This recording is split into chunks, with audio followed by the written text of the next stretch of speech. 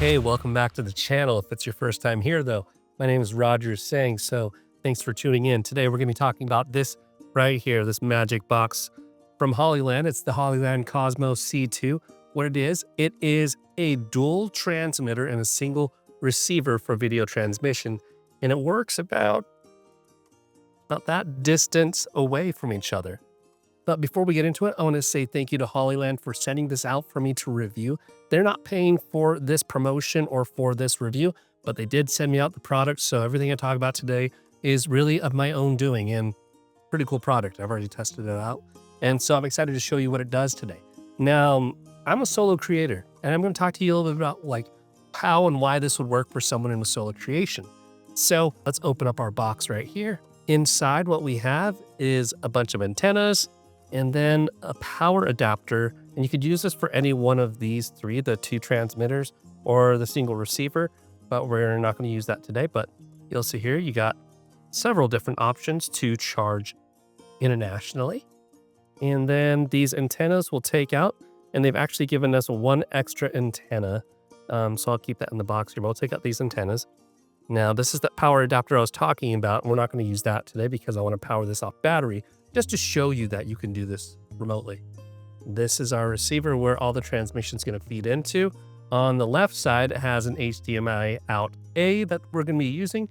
It also has an SDI out A, so we'll talk about that in a moment. On the right side, you have HDMI out B. So there are two different outputs from this single receiver. Our identical transmitters are right here.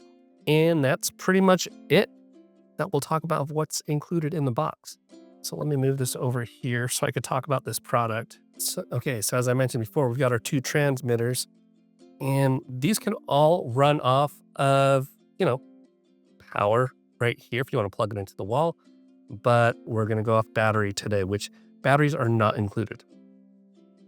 So we're just going to screw on our antennas just to help us get better signal. And one thing that's pretty cool about these antennas is, if you need to get a better signal, you can actually bend these antennae to match where you need it to go. You find that you're getting better reception. So let's set our receiver off to the side, and we'll just set up the antennae. We'll just set up the antennae to our transmitters. Okay, we've got these on. So before we get into it, I'm going to show you a little bit about the hardware here. These are identical transmitters, so I'll talk about only one so you can learn what it is. Now, this transmitter right here on the top, you'll see that's where we put in our antennae. And then there's this beautiful logo on the front, has this red indicator right here that says transmitter on it. On the left side, you have HDMI in, SDI in, and SDI loop, and then also that power adapter I was talking about. You could also mount it via quarter 20 on the bottom, or this little tool right here can screw onto the top, and then you have this cold shoe adapter, so you can mount this on top or on the side of anything that you want to mount it to with a cold shoe mount. And you get two of those with it, one for each of your transmitters. Then on the right side, you have this screen. You have the indicator light right here showing you your connection, on and off switch, controls, and USB-C. So, two transmitters. You get two of those. We're going to plug them into two different types of cameras just so I could show you the versatility of how it works. But that's our transmitters. Let's talk about our receiver. Our receiver right here, same thing on the top, our antennae.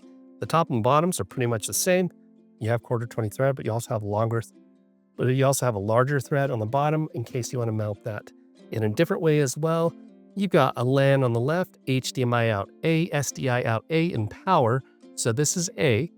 Transmitter A transmits signal to HDMI out A, or your A side right here.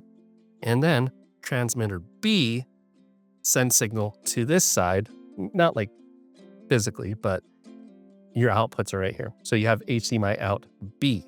So you get one receiver, two transmitters, they go into this one. You have your light indicators showing you your status on and off, and USB-C. Really designed and patterned very similar to how the transmitters are, which makes it easy. And then on the back sides of all of them, we have the opportunity to attach a battery.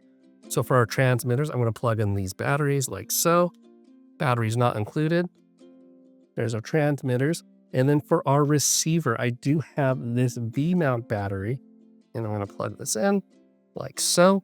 Those all have power now. Now let's talk about signal. So I'm going to plug my transmitters into a couple of different cameras. So we've got this one.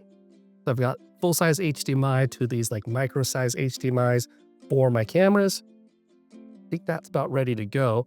Now, as for the outputs, this is where it gets a little tricky because it's one module for two different outputs. We've got our outputs A and B. And what I'm going to do with those outputs, I've got monitor A, and we're going to do HDMI in for monitor A. And then we've got HDMI. Oh, we've got my second monitor for monitor B, HDMI in. So now we have our receiver. We've got monitor A and we've got monitor B set up for us to use and to monitor what we're transmitting to the receiver. Okay. I'm going to set these to the side there. Okay. Now for our cameras. Now I'm doing something really different here is I'm going to use my A7C as one camera because we're used to, using our regular cameras in these scenarios, but also I've got the GoPro Hero 13 Black right here with the media mod on it. And what I'm going to do is I'm going to use this HDMI just to show you the versatility that you could use different cameras. So what we'll do next is, we'll attach the HDMI, my camera. We'll turn my A7C on. Let me just make sure that I could see myself. There it is. Then I'm going to go to this transmitter, switch it on. I get a red light because it's not connected to anything yet in terms of the receiver. The receiver's not turned on.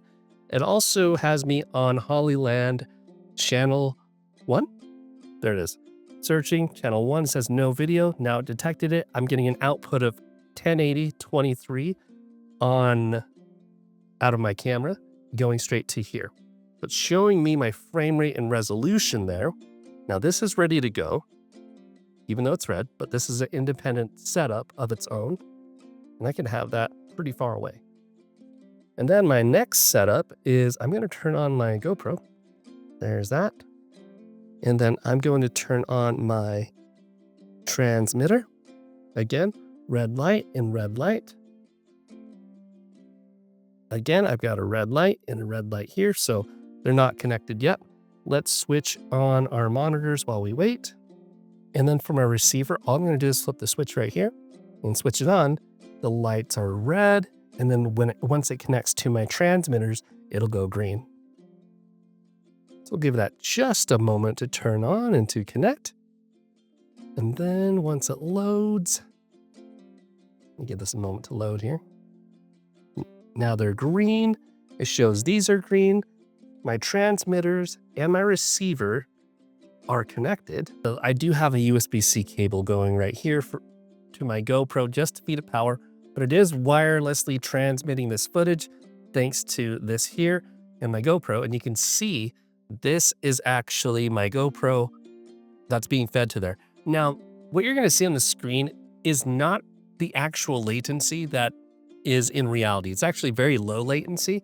The problem is you're filming me and I have this video transmitting to a monitor, and then that camera is picking up the latency from there to here. And so there's just this technical thing that makes it look like there's more latency, but it's actually not that bad in latency. So if I lean forward and back, I could actually see my movement. So that's the GoPro camera. And then right here, I have this camera, and this camera is going to that monitor. So to change it up, maybe I'll just do like looking down, and that way you could see, you could have two different views of what's going on. So it's kind of nice because I could have this set up to be an A cam and B cam for me, and I could film myself and see myself using this setup right here. There are a couple of other ways to monitor this as well. Instead of having two monitors, you could actually use the USB-C port and plugging it into your computer. Now using the OBS software and on my Mac, it actually wasn't working too well, but I have seen demos that on the Windows side. So if you have a Windows machine and you plug this into your computer. Looks like it works out really well, hoping that there's a Mac update coming out soon that'll hopefully address those issues. But I could view one of the transmitters in using the Mac, so that worked out.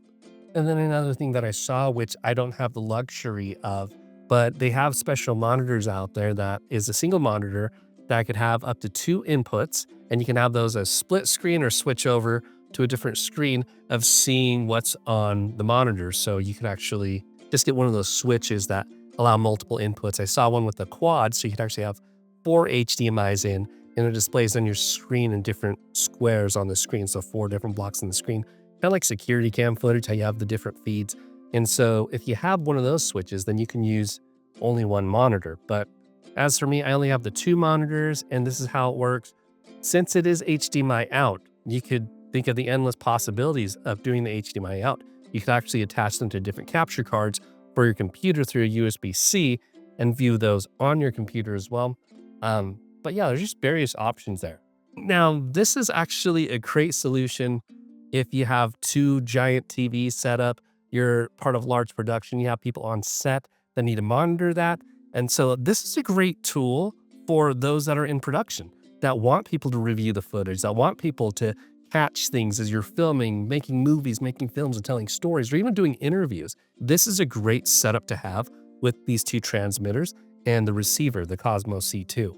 Now, for a solo creator like me, I actually do find value in this because, as you can see, you can have your top-down shot right here, and you can also have your camera right here, and because you can monitor and film yourself as you're working on your videos.